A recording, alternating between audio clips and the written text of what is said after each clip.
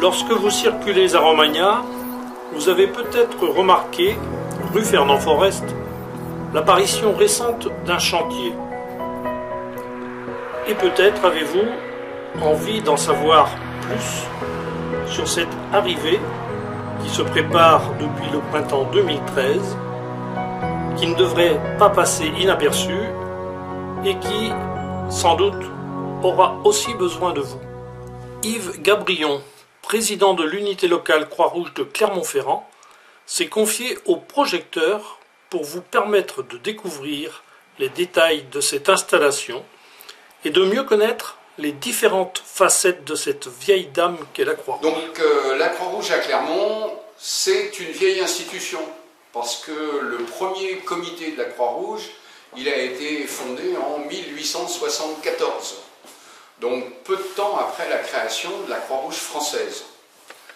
Ça s'appelait dans le temps la Société d'aide de secours aux blessés militaires, la SSBM, et la fusion des trois associations a eu lieu donc en 1945. À Clermont, dans le Puy-de-Dôme d'abord, il y a trois unités locales.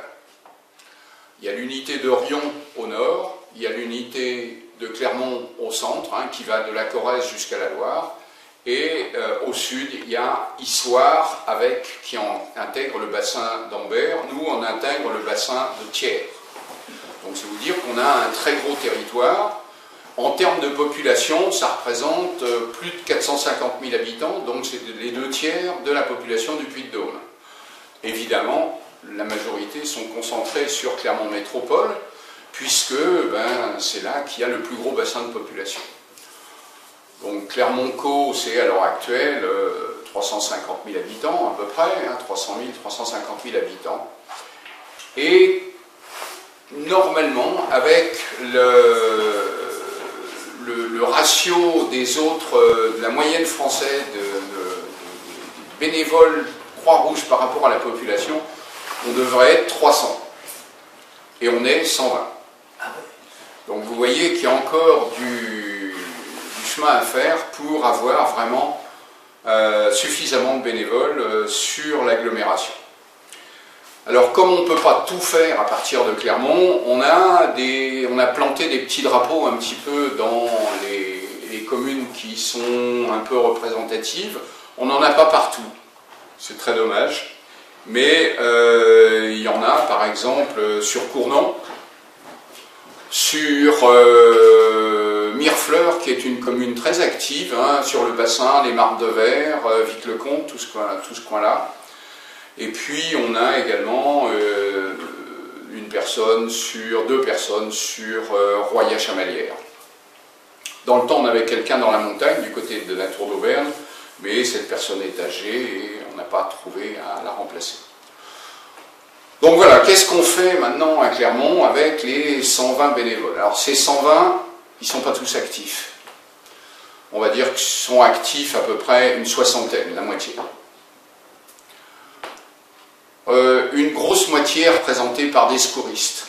Les secouristes, ce sont des bénévoles qui ont reçu une formation particulière, poussée. C'est 70 heures de face-à-face pédagogique, donc c'est pas rien. Ils sont du niveau professionnel des sapeurs-pompiers, et ça nous arrive de faire des postes de secours ensemble avec les sapeurs-pompiers. Et tout ça se mélange très bien et fonctionne de façon tout à fait harmonieuse. Je dis que c'est les plus nombreux parce que on a une population jeune sur Clermont. Il y a 2 universités, donc on a un volant, un vivier de bénévoles tout à fait important. Mais par contre, le propre des villes universitaires, c'est que les gens, ils arrivent, ils font 3 ans d'études, puis ils repartent. C'est rare ceux qui sont de Clermont, qui restent et puis qui vont rester travailler sur Clermont. Il y en a. Il y en a d'autres qui, au contraire, reviennent sur Clermont. Donc on a un turnover important. Et quand on sait que former un secouriste, ça nous coûte 350 à 400 €, il faut un peu de temps pour amortir, entre guillemets, le coût de ces formations. Donc on leur demande d'être un petit peu actifs, de faire 4 ou 5 postes de secours par an.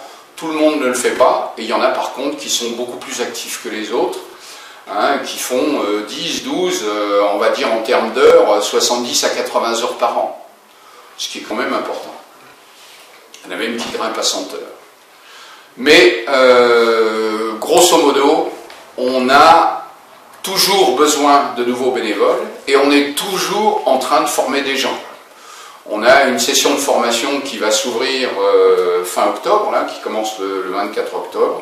Et donc, pendant 3 week-ends complets, on a une dizaine de nouveaux qui viennent d'arriver, qui ont déjà eu une formation de base sous la forme du PSC1, que l'on pratique dans cette salle, et qui ont déjà participé comme assistants, comme aides, pour voir, comme logisticien, pour voir comment ça se passe sur les postes de secours, de façon à se familiariser un petit peu avec le matériel utilisé, les termes utilisés. Donc ça, c'est la grosse partie, c'est la partie visible, c'est la partie que l'on connaît bien, parce que les secouristes, on les voit assez souvent dans la rue.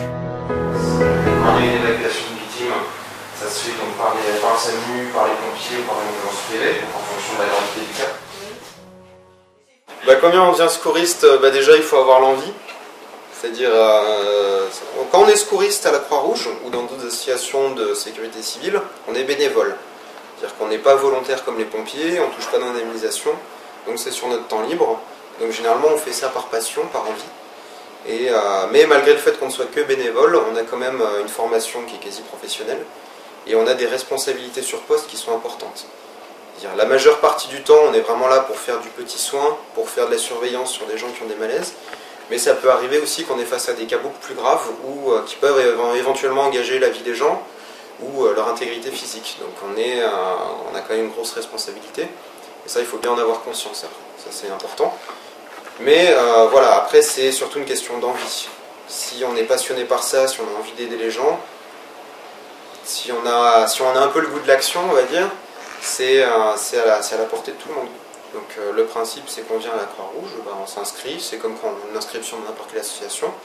On participe à des postes de secours en tant qu'assistant, comme disait tout à l'heure Yves, en tant que stagiaire, pour découvrir comment ça se passe.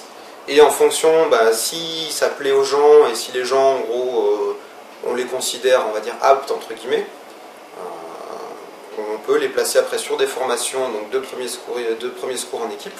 Donc c'est la première formation qui dure 35 heures. Donc c'est sur 2 niveaux. Vous avez le premier niveau sur 35 heures, le deuxième niveau sur 35 heures, pour un total de 70 heures.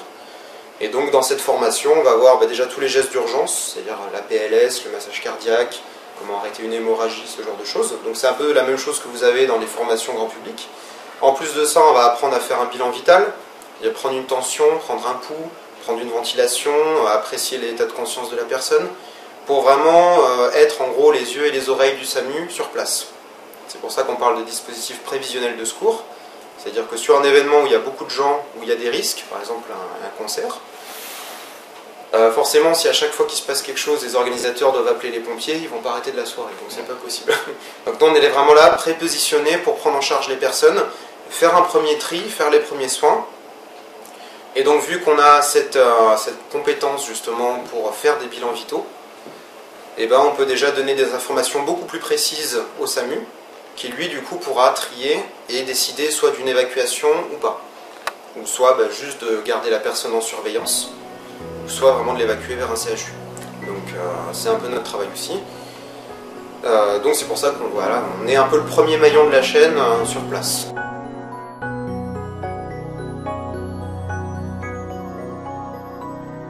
Combien de temps vous êtes secouriste et quel était le déclic? Le déclic, alors moi personnellement, individuellement, moi j'ai toujours eu, on va dire, un peu le goût de l'action, de l'engagement et l'envie de servir une cause, on va dire. Donc à la base, moi ce qui m'intéressait c'était plus la carrière des armes, on va dire militaire ou gendarmerie, mais il y avait un peu côté, voilà, je cherchais quelque chose d'un peu plus humain, on va dire, quelque part. Donc j'avais envie de servir une cause que je savais être, on va dire, bonne, quoi qu'il arrive. Et le fait d'aider les gens comme ça, moi, c'est ce que j'avais envie. C'est vraiment d'être sur le terrain, de faire quelque chose de concret. Donc c'est un peu... J'avais vu un reportage sur la Croix-Rouge il y a 6 ou 7 ans. En fait, je me suis dit, ça c'est ce que j'ai envie de faire, ça j'en suis sûr. Mais du coup, j'ai jamais eu l'occasion et par hasard, pour des raisons professionnelles, je suis arrivé à Clermont.